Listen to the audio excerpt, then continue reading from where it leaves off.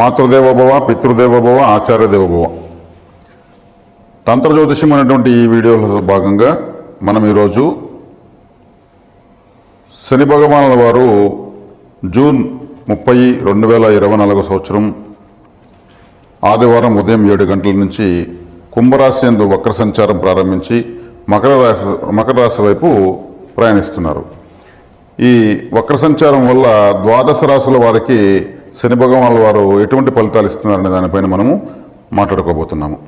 మరి శని భగవానుల వారి గురించి చెప్పాలంటే ఆయన ధర్మదేవత, ఈశ్వర శబ్దంతో పిలువబడే ఏకైక నవగ్రహాలు ఏకైక గ్రహం ఆయనే.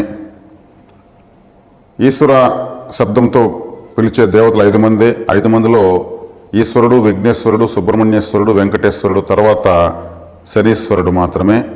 వీళ్ళు 5 మందే లయకారకులు, చాలా శక్తివంతమైన దేవతలు. వీళ్ళకి అధికారాలు ఎక్కువ ఉంటాయన్నమాట. కాబట్టి నవగ్రహాలు ఏకైక ఈశ్వరుడు శనీశ్వరుడు. ఆయన మనకు ఇప్పుడు కుంభరాశిలో వక్ర సంచారం ప్రారంభించి మకర రాశి వైపు ప్రయాణిస్తున్నారు. మరి ఆయన ధర్మదేవత అన్నాము. అన్ని గ్రహాలు జీతాలు ఇస్తే ఈయన జీవితాన్ని ఇస్తాడు. మరి జీవితాన్ని నేర్పిస్తాడు. మనం ఎలా బతకాలో, మన కర్మ పరిపాకాన్ని ఎలా ఎదుర్కోవాలో నేర్పించేటువంటి ఏకైక ధర్మదేవత శని భగవానుల వారు. కాబట్టి కష్టపెట్టే దాంట్లో శని భగవానులు అంతటి వారు లేరు, కలిగించడంలోనూ ఆయన అంతటి వారు లేరు అంటూ ఉంటారు.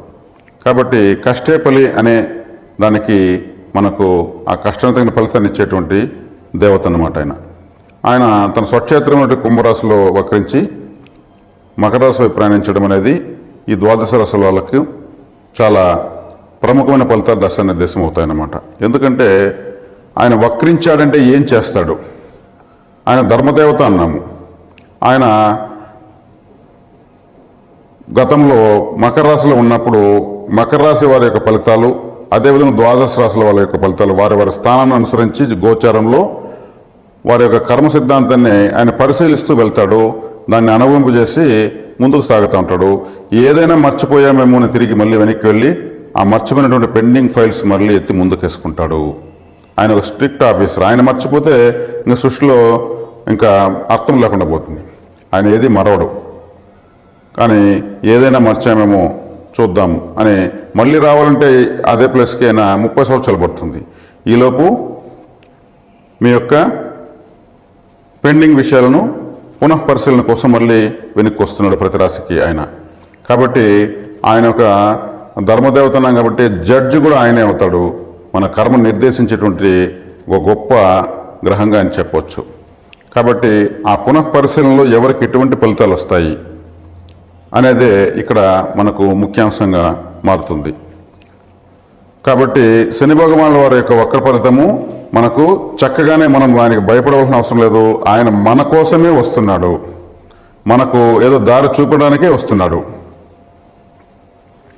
కాబట్టి ఇది మనకు ఒక చక్కటి అవకాశంగా భావించి మనము సద్వినియోగం చేసుకోవాల్సిందిగా తెలియజేస్తున్నాను.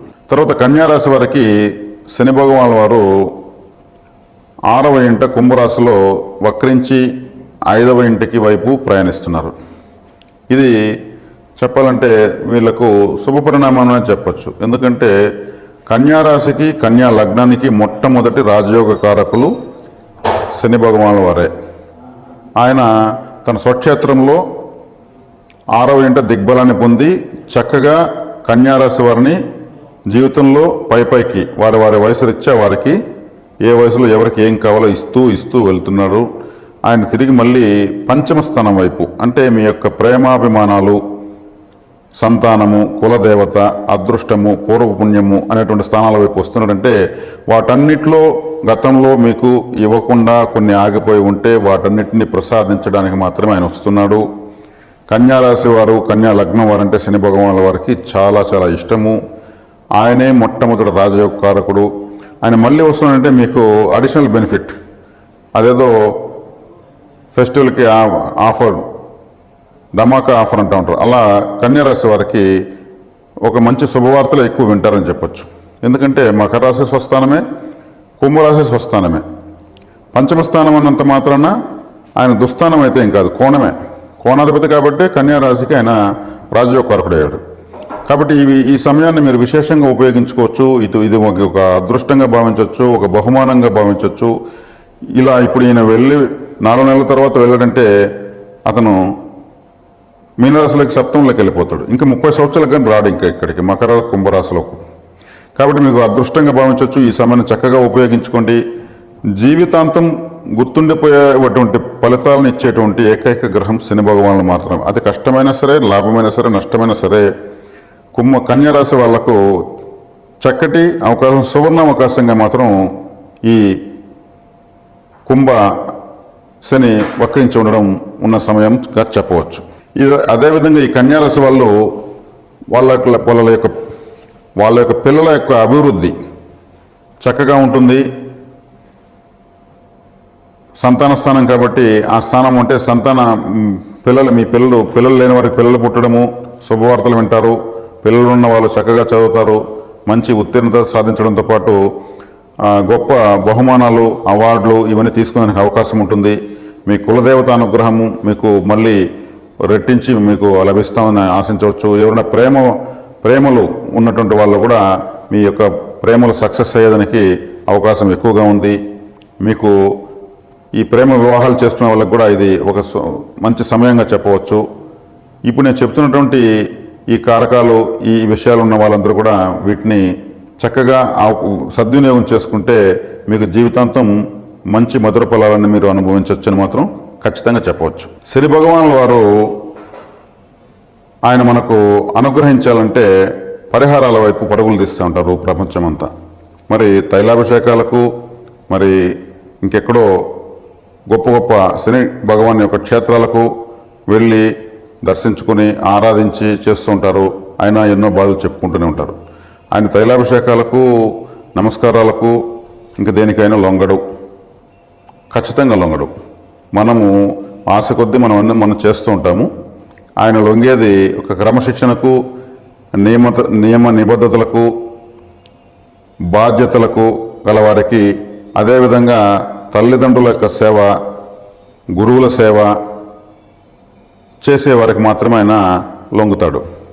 మరి మనకు అవన్నీ వాటితో పాటు ఇంకొన్ని పరిహారాలు ఆయన ఏ పరిహారానికి ఆయన మనకు అనుగ్రహిస్తాడంటే శని భగవానునికి సంబంధించినటువంటి తత్సంబంధమైనటువంటి జీవకారకులు కొంతమంది ఉంటారు. వాళ్ళు ఎవరంటే చెప్పులు కుట్టేవాళ్ళు శనిగ్రహ స్వరూపమే, పడవ నడిపేవాళ్ళు శనిగ్రహ స్వరూపమే, పడవ తయారు చేసేటువంటి వాళ్ళు శనిగ్రహ స్వరూపమే. అదేవిధంగా మనకు మున్సిపల్ కార్మికులు వాళ్ళు ఊడుస్తూ ఉంటారు. ఆయన యొక్క ఆయుధం చీపురు కట్ట. ఆ చీపురు పట్టారంటే ఆయన యొక్క అనుగ్రహంతోనే వాళ్ళు ఆ వృత్తిలో ఉంటారు. మరి శుభ్రత అనేదానికి ఆయనే కారకుడు. అందుకే ఆయన మన జీవితంలో ఊడుస్తాడు కాబట్టి ఆ చీపురుతో మనము బాధలకు గురవుతాము. ఆ చీపురు పట్టిన వాళ్ళందరూ కూడా శనిగ్రహ స్వరూపంగానే మనం భావించి వారికి మనం సేవ చేయొచ్చు. ప్రతి రాశి వాళ్ళు, 12 రాశుల వాళ్ళు కూడా నేను చెబుతున్నటువంటి చెప్పులు కుట్టేటువంటి వాళ్ళకు మనము నీళ్లు, ఏదైనా ఫుడ్ దానం ఇవ్వడం వల్ల శనిగ్రహము అనుగ్రహిస్తుంది. అదేవిధంగా ఈ చీపురు పట్టి ఎప్పుడు శుభ్రత చేస్తున్న వాళ్ళందరూ కూడా శని భగవానులే. వాళ్ళు కానీ ఒక వారం రోజులు 10 రోజులు కానీ వాళ్ళ పని ఆపారంటే అప్పుడు తెలుస్తుంది శని భగవానుల యొక్క విశ్వరూపం.